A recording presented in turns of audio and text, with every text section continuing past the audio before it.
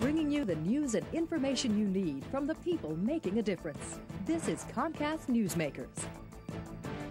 The new economic stimulus plan has lots of provisions, but what's in it for your business? Here with details on how you can cash in is Jim Cassell, Vice Chairman and Co-Head of Investment Banking at Landenberg Thalmann and Company. And thanks very much for joining us. Thanks very much. I think a lot of people feel that the stimulus package is good for governments and for states.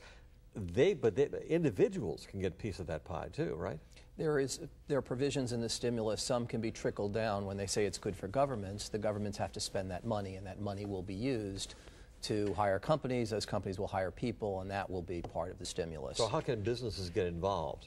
Depending on the industry they're in, if they're in construction, they can look for contracts with governments because there are programs that will help at the airport, as an example, locally, road construction, things of that nature. There are other programs with people who've got mortgages now, and to help people with mortgages, the government's trying to come up with the right plan so people can keep their homes and not lose their homes. There's educational money out there. There's money even for charities in it, to keep at least one person at certain charities. So it's a very broad and wide plan. How do you know where you should be exerting some effort to try and have some influence to get a contract?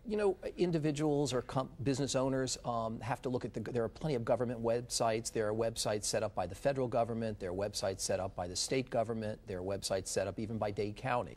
And you can Google or go through the appropriate method, get to those websites, and they try to lay it out as simple as possible.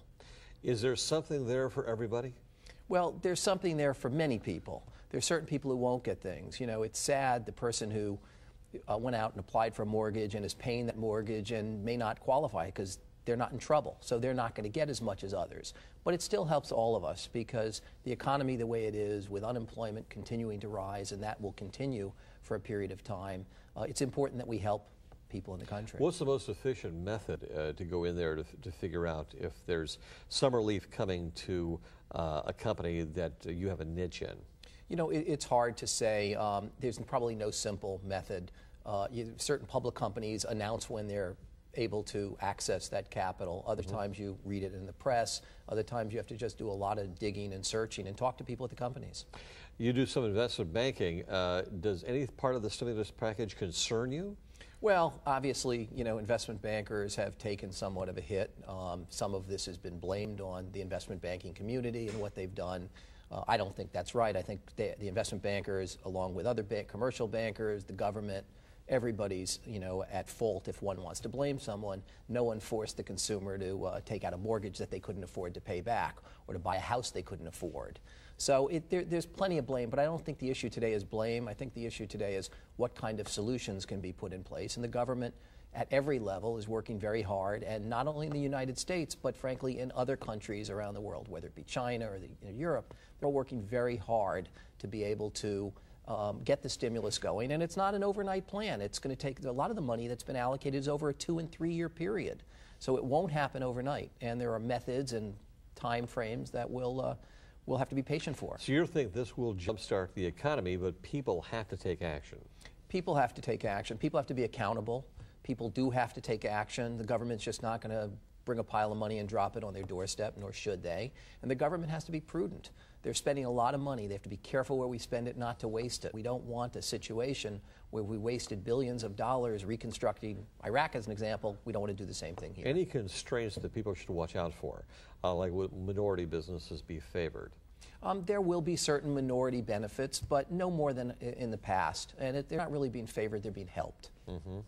And you think that that's something that people need to read the fine print. They need to find out exactly where the advantages up and what their strengths are. Yeah, some of these things are really being allocated through existing programs. So what happens is under an existing program where there might be some minority set aside, they will be able to get money.